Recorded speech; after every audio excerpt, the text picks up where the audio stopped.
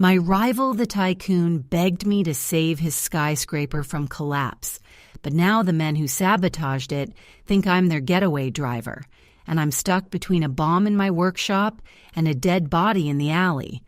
The smell of sawdust and linseed oil always brought me a strange comfort, a scent utterly divorced from the polished, sterile air of the high-rise boardrooms my younger self used to dream about. I was elbow-deep in sanding a particularly stubborn knot on a custom oak dining table, the rhythmic scrape of the sandpaper, a soundtrack to my simple, honest life. My shop, The Grain and Truth, was tucked away on a quiet side street, a place where people came for things built to last, not things built to impress. It was a Tuesday afternoon, the kind of quiet where you could hear the dust motes settling when the bell above the door jingled aggressively. I didn't even look up immediately. Usually, that jarring jingle meant a delivery guy or a neighbor stopping by for a quick chat. "Well, well, well, look what the lumberjack dragged in," a voice boomed, dripping with faux enthusiasm and genuine condescension. I sighed, wiped my hands on my apron, and turned around. Standing there, blocking the sunlight and radiating an aura of aggressive success, was Marcus Thorne. Marcus. The name itself tasted like expensive, slightly spoiled champagne. We'd been college rivals, or rather, I was the guy who studied hard while Marcus networked aggressively. He'd always viewed my passion for woodworking as a quaint, failed hobby, something you did until you got a real job. He was clad in a bespoke suit that probably cost more than my entire inventory. His shoes gleamed under my dusty fluorescent lighting. He surveyed the organized chaos of my workshop, the stacks of figured maple, the whirring lathe, the faint scent of turpentine, with the air of an anthropologist examining an endangered, slightly smelly species. "Marcus," I said, keeping my tone flat. "Didn't recognize the limo driver dropped you off in the wrong zip code." He laughed, a loud theatrical sound that bounced off the exposed brick walls. "Still sharp, aren't we, Finn? Still playing with splinters." He gestured vaguely at the half-finished table. "Tell me, does this artisanal breadboard fetch enough to cover the electric bill this month? Or are you still eating ramen cooked over a propane burner?" I felt the familiar, hot prickle of anger, but years of dealing with difficult clients and stubborn wood grains had taught me patience. "It pays the mortgage, Marcus, and it keeps my hands busy building things that actually matter." Marcus leaned against a sturdy workbench I'd built myself 20 years ago, completely unconcerned about scuffing his $1,000 trousers. "Mattering is relative, my friend. Right now, mattering involves quarterly reports, IPO filings, and dominating the fintech sector. You know Thorne Dynamics, the company that just bought out 3 smaller competitors in Silicon Valley? That's mine." I nodded slowly. Thorne Dynamics. It was impossible to ignore. They were the darlings of the business world, an empire built seemingly overnight on algorithms and acquisition. "Impressive," I admitted, knowing it was the only courtesy he'd accept. "So, what brings the titan of tech to the humble abode of the carpenter? Did you finally realize your smart fridge needed a better-looking door?" Marcus stopped smiling. The shift in his demeanor was instantaneous, the swagger tightening into something more predatory. He pulled out his phone, a sleek, impossibly thin device, and scrolled through something quickly before snapping it back into his palm. "Actually, Finn, I came here for a consultation, a very specific one. Remember that old hand-carved mahogany desk you made for the university library back in sophomore year? The one they almost gave you an award for?" I frowned. "The one that got ruined when the leaky pipe burst in the archives? Yeah, I remember." "Well, The interesting thing about the archival records they keep at the State Heritage Museum, Marcus continued, circling the table slowly, his eyes never leaving mine, is that they kept the original restoration proposal you submitted before the flood, a proposal detailed enough to show exactly how you stabilized the dovetails when the humidity warped the drawer runners. My stomach clenched. I hadn't thought about that desk or that proposal in over a decade. It was detailed, highly technical work, the kind of minute structural repair that very few carpenters could even diagnose, let alone execute perfectly. "What are you getting at, Marcus?" I asked, my voice sharper now. He stopped directly in front of me, looking down like he was studying a particularly interesting beetle. "What I'm getting at, Finn, is that my empire, the one you mocked as merely fintech, is facing a rather catastrophic structural integrity issue. A very expensive, very public structural integrity issue involving a major server farm we just finished building downtown." He paused, letting the silence stretch, allowing the gravity of his statement to settle. "The foundation," he finally admitted, his voice barely above a whisper, the bravado momentarily gone. "It's settling unevenly. We poured substandard concrete, and the entire high-rise is now microscopically but undeniably shifting. If we don't stabilize the load-bearing supports yesterday, the whole tower comes down in a very publicized, very messy fashion." I stared at him, waiting for the punchline. He was joking. He had to be joking. Marcus Thorne, untouchable, multi-millionaire, begging for help in my dusty shop? "And you think I can fix a settling skyscraper foundation?" I managed. Marcus didn't answer directly. Instead, he slid his phone across the workbench toward me. It wasn't displaying stocks or news articles. It was displaying schematics, complex, three-dimensional architectural blueprints of the Thorne Dynamics headquarters, and highlighted in angry pulsing red were the core structural supports just above the subterranean parking levels. "The engineers are stumped. They're looking at steel reinforcement, jacketing, trillions of dollars in liability. But I looked at your old proposal, Finn. I saw how you understood the subtle interplay of load distribution, pressure points, and material fatigue. I need someone who can tell me exactly where to drill, exactly what composite resin to inject, and exactly how to brace the weight before the inevitable collapse. I need the only man who ever successfully restored a structurally compromised piece of antique furniture without demolition." He gestured around my shop again, but this time the look wasn't mockery. It was desperation cloaked in arrogance. "I need you, Finn. Name your price. I'll sign over a controlling interest in a subsidiary. Whatever you want. Just fix my building before I lose everything."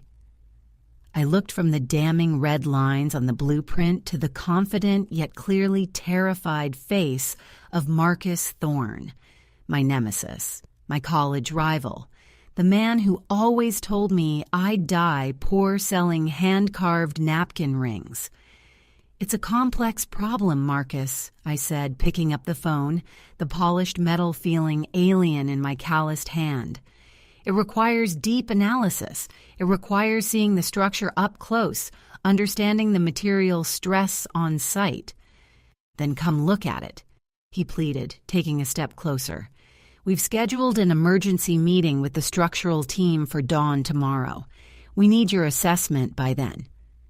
I scrolled through the building plans, feeling the familiar, almost hypnotic pull of a challenging engineering puzzle. This was far bigger than any dining table. This was city-level consequences. "And if I say no?" I asked, my voice low. Marcus leaned in close, his expensive cologne suddenly mingling with the scent of wood glue. "If you say no, Finn, then the building falls, And you, the humble carpenter who refused to help the man who wronged you, you become the sole living expert who could have saved the Thorn Tower, and you watch it all crash down, knowing you held the secret to its stability in your hands. He straightened up, his composure returning with visible effort. But I know you won't say no, because you need this too, don't you? Need what? I demanded. Marcus Thorne smiled, a cold, calculated expression that wiped away the last vestiges of panic.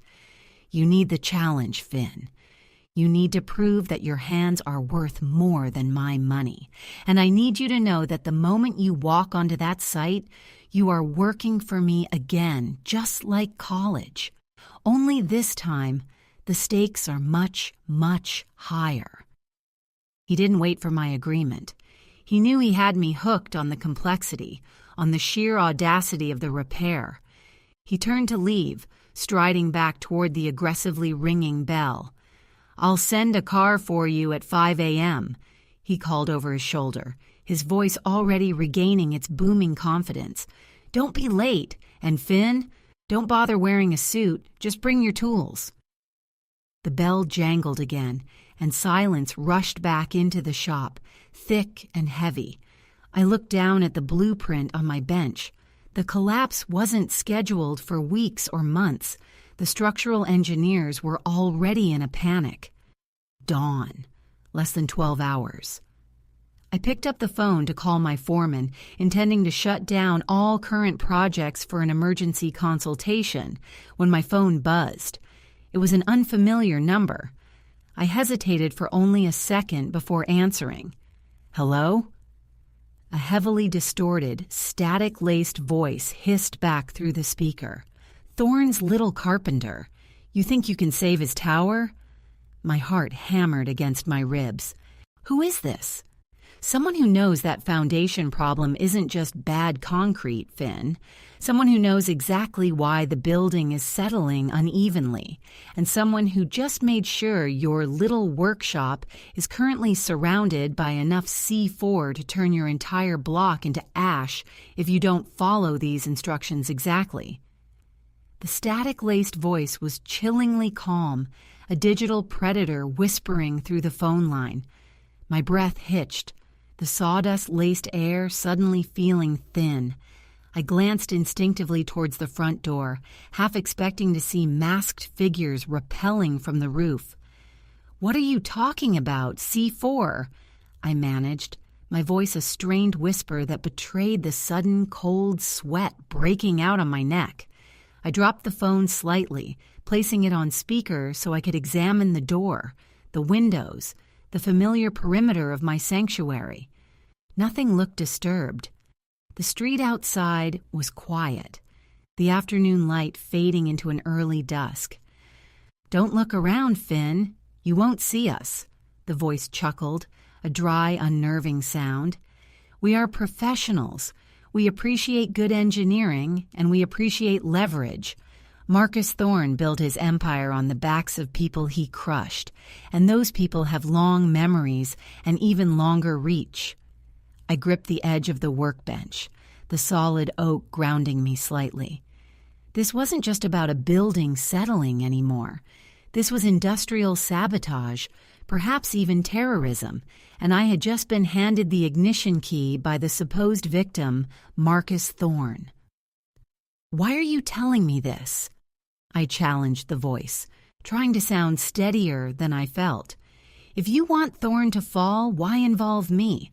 Why not just let the tower collapse?"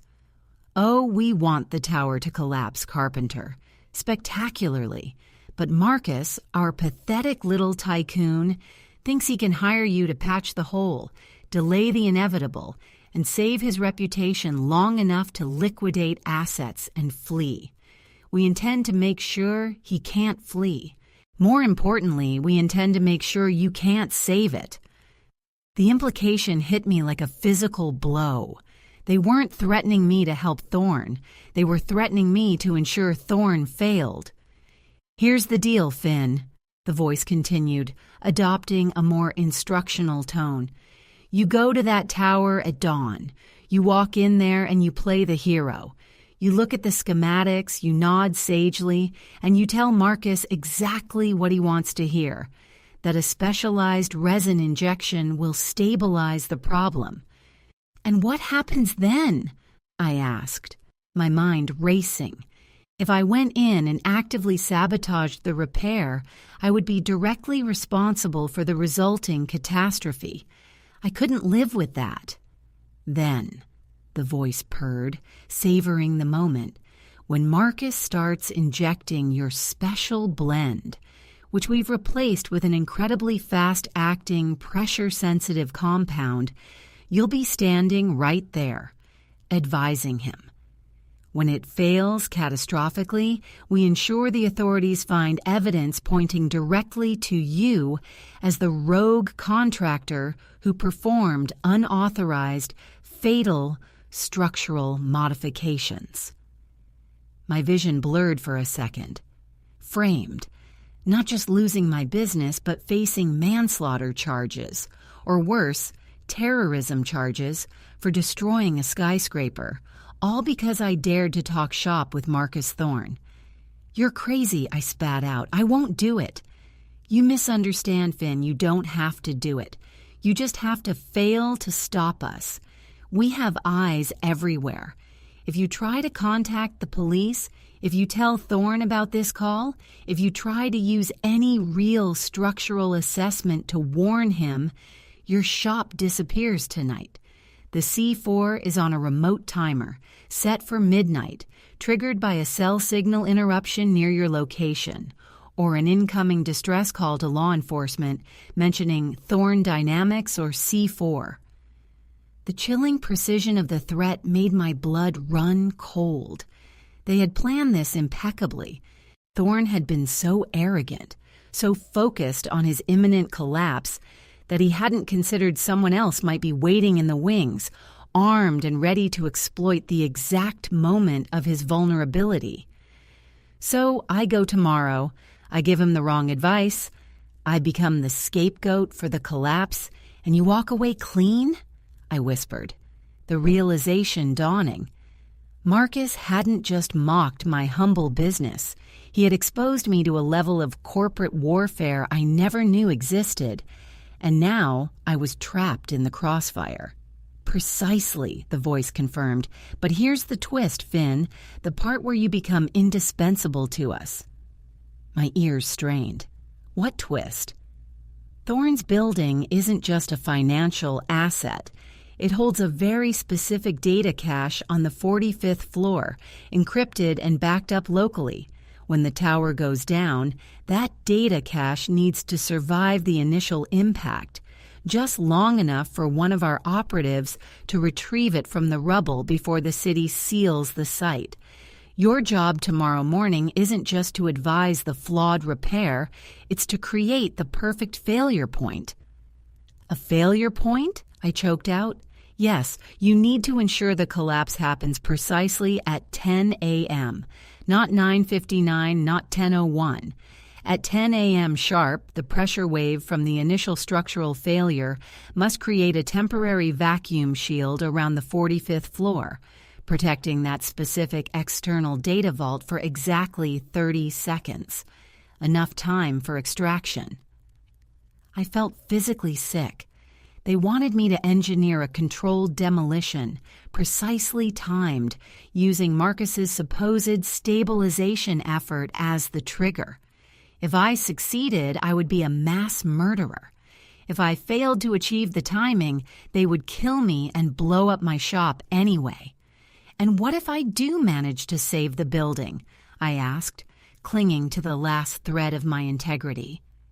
"What if I find the real flaw and fix it?"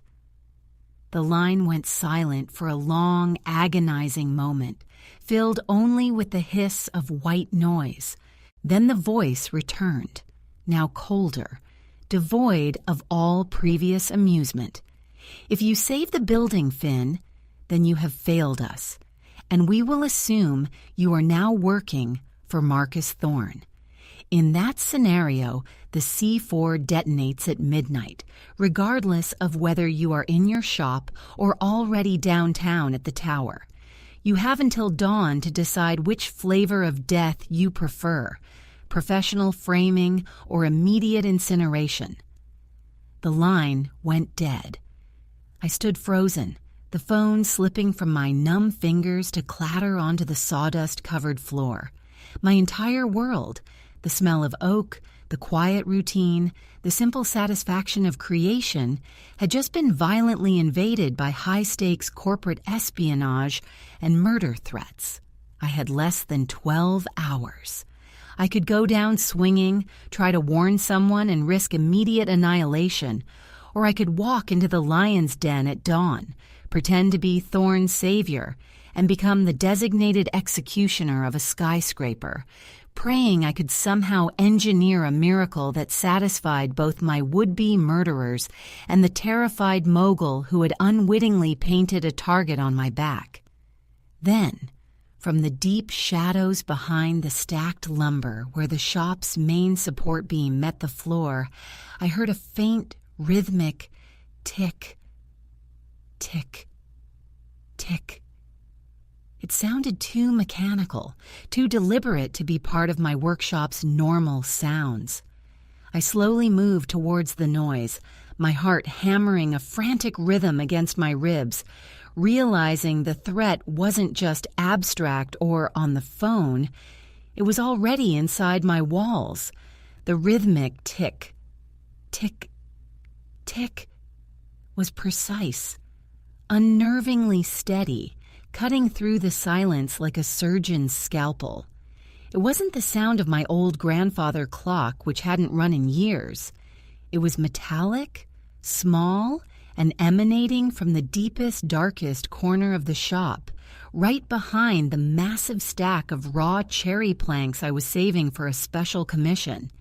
Panic, cold and sharp, replaced the earlier fear. If they had an operative inside, they weren't just monitoring my shop, they were waiting for the signal to eliminate me. I backed away slowly, retrieving the phone from the floor, my eyes locked on the plank stack. I had to move fast, but revealing my awareness of a potential bomb. A C4 device, as the caller claimed, to the police would trigger their remote detonator. I was caught between two synchronized ticking clocks. Midnight at the shop and 10 a.m. at the tower. I fumbled for the thickest piece of tool steel I owned, a heavy, flat pry bar, my only weapon against professional saboteurs. Gripping it so hard my knuckles turned white, I crept toward the cherry wood. "If you're there, show yourself," I barked, my voice shaking slightly despite my best efforts. The ticking stopped dead. The silence that followed was worse than the sound. It meant whoever or whatever was back there was now waiting, listening to me. I took a deep, centering breath, recalling the decades I'd spent learning to read the grain of wood, finding the weak points, predicting the stress fractures. Now I had to read the stress fractures in this situation. The voice on the phone needed me to go to the tower. They wouldn't trigger the bomb if they thought I was still viable as their unwitting scapegoat. That gave me a tiny window before midnight. I swung the pry bar in a wide, sweeping arc, knocking the front two stacks of cherry planks over. They crashed to the concrete floor with a deafening thud, scattering fine sawdust everywhere. Nothing. Just wood and air. I dropped to my knees, peering into the gap left by the fallen wood. There, taped crudely to the concrete footing of the main support beam, the very beam Marcus Thorne had once mocked me for trusting over modern steel, was a small black device the size of a deck of cards. It was blinking with a faint, intermittent red light. Not C4, but definitely some kind of explosive or high-frequency jamming device. It was far too small to take out the whole block, but perhaps it was what the caller meant, a localized warning shot or maybe a tracker. As I reached for it, my hand hovered just inches away. I hesitated. If I touched it and it was a tracker, I just confirmed my position to the surveillance team. Suddenly, the main overhead fluorescent light flickered violently, buzzing like an angry wasp, and then plunged the entire workshop into near-total darkness, save for the weak, bluish glow filtering in from the street lamps. "Damn it!" I swore, dropping the pry bar. My eyes strained to adjust. In that sudden, terrifying blackness, I heard it, a soft shuck sound, almost imperceptible over the adrenaline pumping in my ears, the sound of a sliding bolt being drawn back, the sound of my back door opening. I was trapped between a potential bomb/tracker in front of me and an intruder at my rear. I scrambled backward, adrenaline overriding rational thought, grabbing the heavy, partially sanded oak table as a makeshift shield. I braced myself, waiting for the dark figure to burst through the doorway, but the only sound was the faint, persistent drip of condensation from an old pipe near the ceiling. Then, from the darkness near the back door, a soft, familiar whisper drifted across the shop floor. It wasn't the distorted voice from the phone. This was a real voice, low and smooth and terrifyingly close. "Finn, are you all right? I saw the lights flicker. I got worried." It was Sarah, my neighbor from 3 doors down. She often stopped by to borrow specialized tools or bring me coffee when she saw me burning the midnight oil. She was sweet, harmless, and utterly oblivious to the industrial-grade drama unfolding around me. "Sarah, get out, go!" I hissed, pointing desperately toward the front door, though she couldn't possibly see my gesture in the dark. "Get out? Why? What's wrong?" "Finn, I just saw someone slip in the back." Before she could finish her sentence, a heavy, solid thud echoed from the rear of the shop, followed by a choked gasp that ended abruptly. The sound was undeniably the impact of a heavy body hitting the floor, maybe followed by a dull, muffled impact against a tool chest. Then, the darkness was absolute again, broken only by the faint, mocking red blink from the device taped to the support beam, and the terrifying certainty that Sarah, my innocent neighbor, had just walked directly into the trap meant for me. The final sickening thud and the extinguished gasp that followed Sarah's innocent question ripped through the darkness, paralyzing me for a critical second. The sheer, brutal efficiency of the attack confirmed everything. These weren't petty saboteurs. They were disciplined operators, and they had zero tolerance for interference. Sarah hadn't tripped. She'd been intercepted the moment she breached the threshold of my perceived safety. I dropped the oak table, the heavy wood settling softly enough not to betray my exact position, and scrambled toward the front of the shop where the pry bar lay.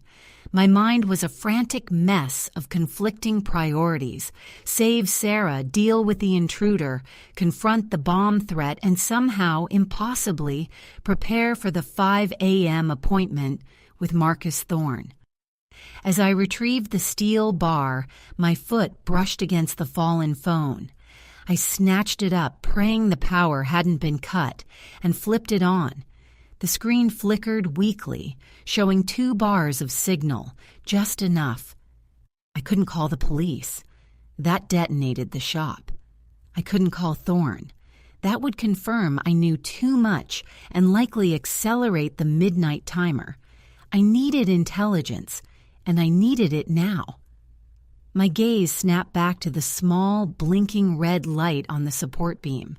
If it was a tracker, I needed to disable it before the midnight deadline, regardless of the risk of triggering the main device. But first, the immediate threat. I held the pry bar like a broadsword, inhaling the familiar scent of wood and fear. I crept toward the back door, moving with the stealth of a predator rather than the heavy footfalls of a carpenter. Every shadow seemed to conceal a threat.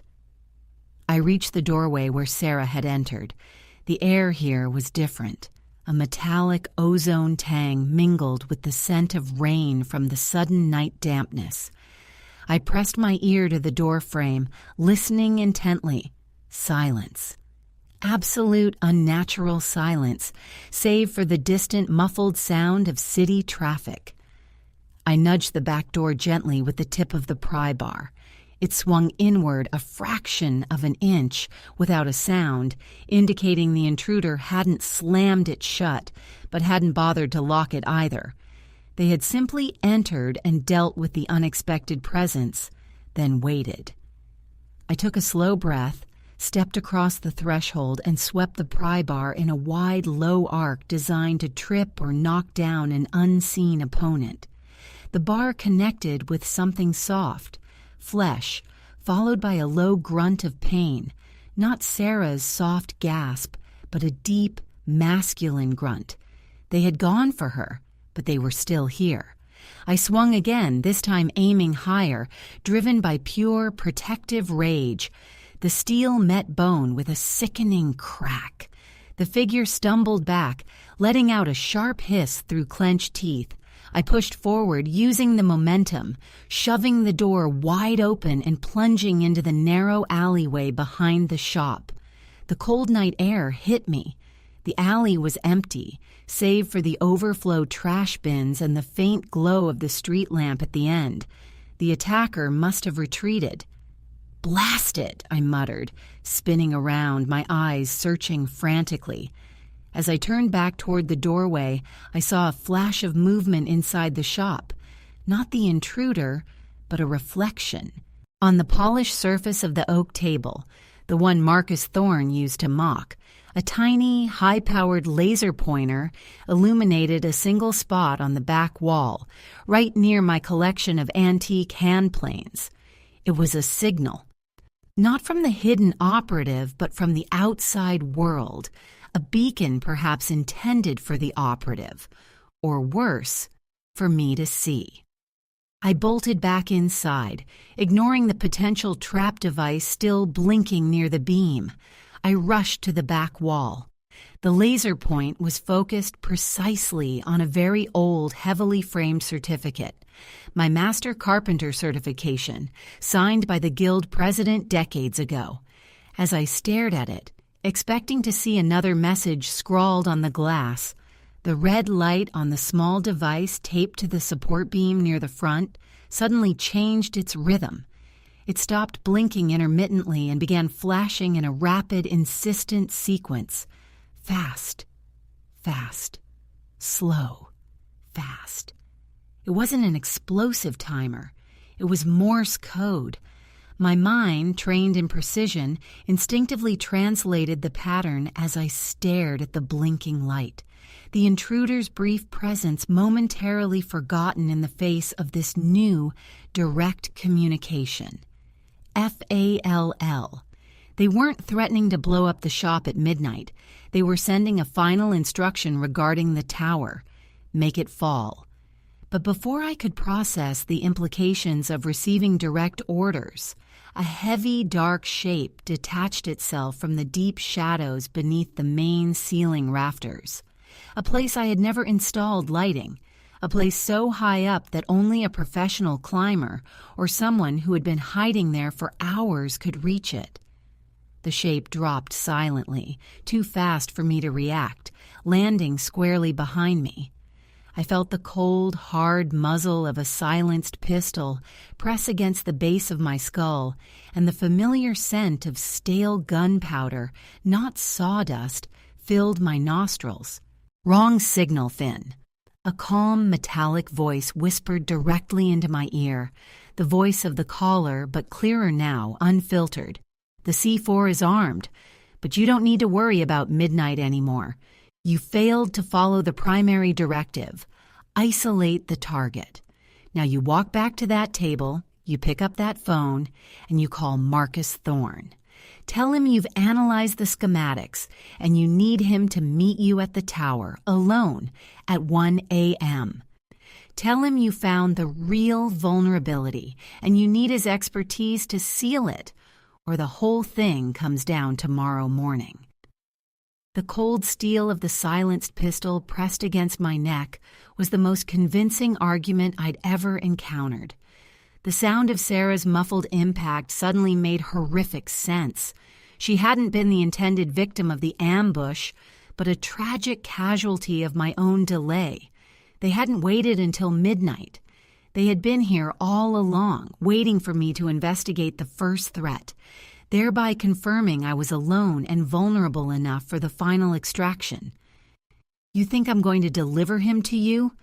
I managed to grind out, refusing to move my head, terrified that any sudden movement would result in my own swift execution. "Think? No, Finn, I know you will," the voice responded, dripping with absolute certainty. "Because if you don't, we detonate the C4 right here, right now, and we take you, your shop, and any shred of evidence that points back to us with the blast.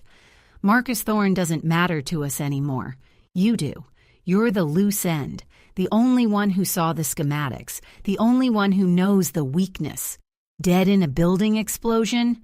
Too messy. Dead in a controlled demolition with your fingerprints all over the failed repair? Perfect scapegoat." The man behind me shifted his weight, pressing the weapon harder.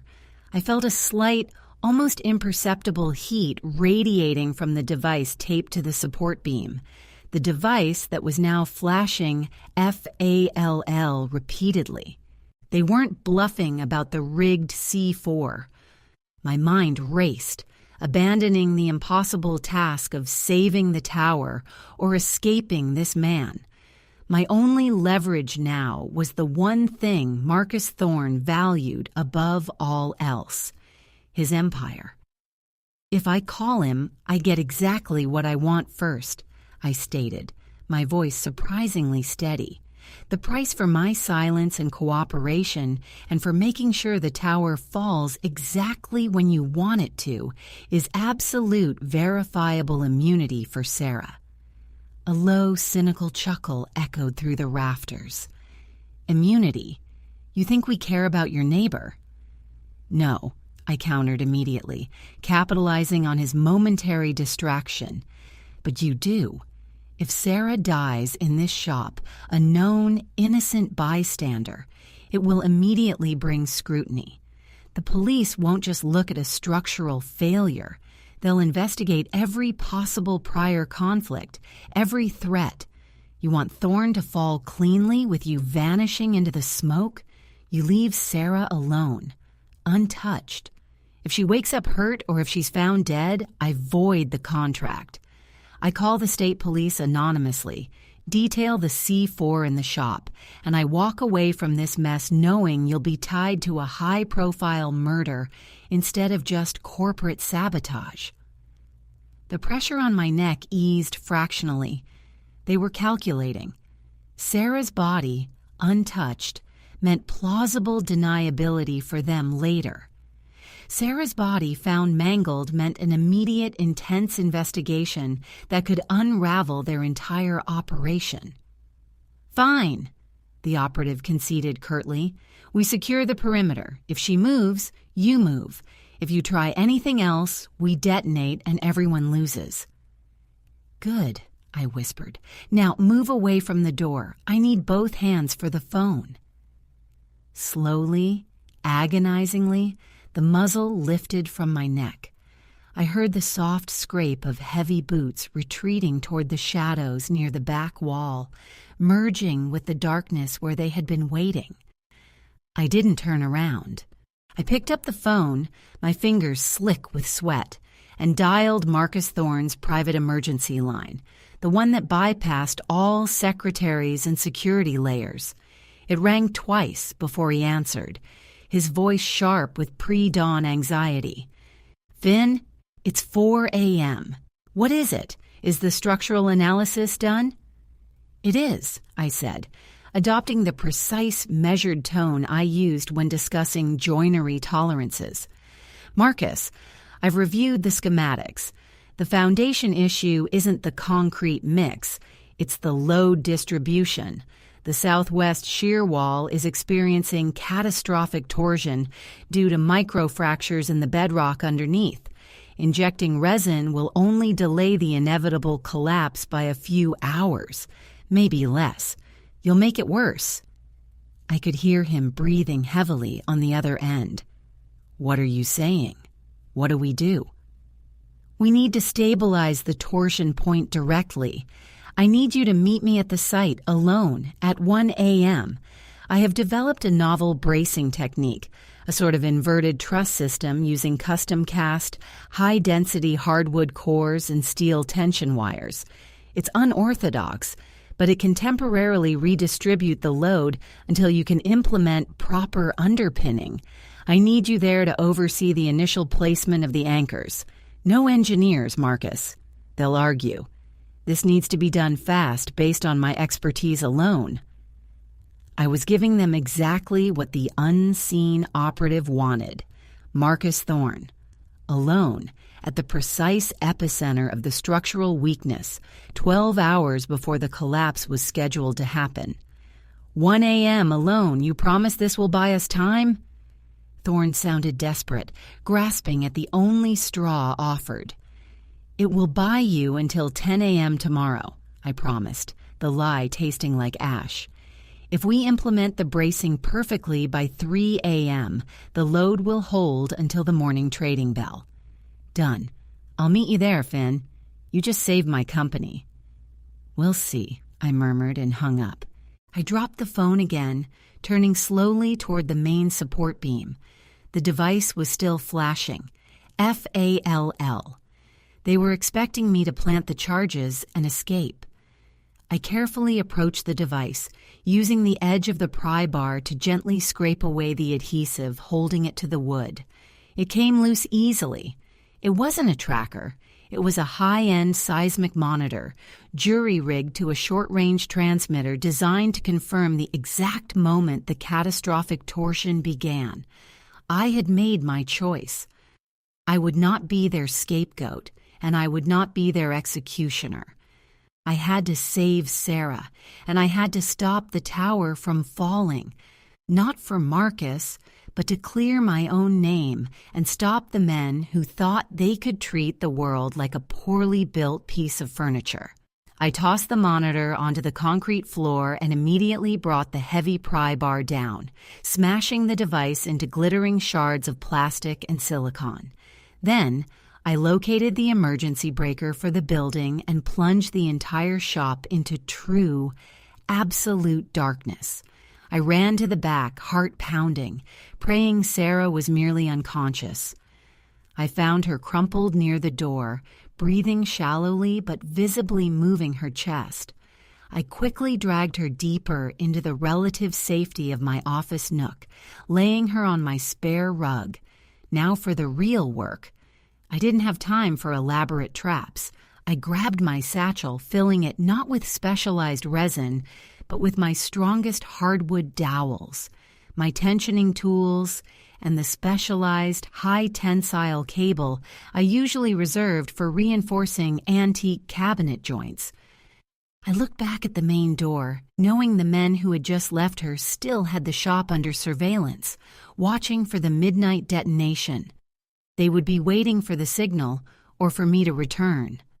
I checked my watch. 11:45 p.m., 15 minutes until their deadline. I knew they would send someone back in to verify the C4 detonation after midnight, or to confirm the success of the 1 a.m. frame-up. I had to get to Thorne Tower, but I couldn't leave my shop unsecured. I sprinted to the rear of the shop, yanking open the rolling steel security gate to the rear loading bay, a door that opened into a narrow, rarely used municipal alleyway that connected 2 streets over from the main road. As I pulled the gate up, the city noise sounded miles away. I secured the gate behind me with a heavy-duty padlock, throwing the key deep into a nearby storm drain.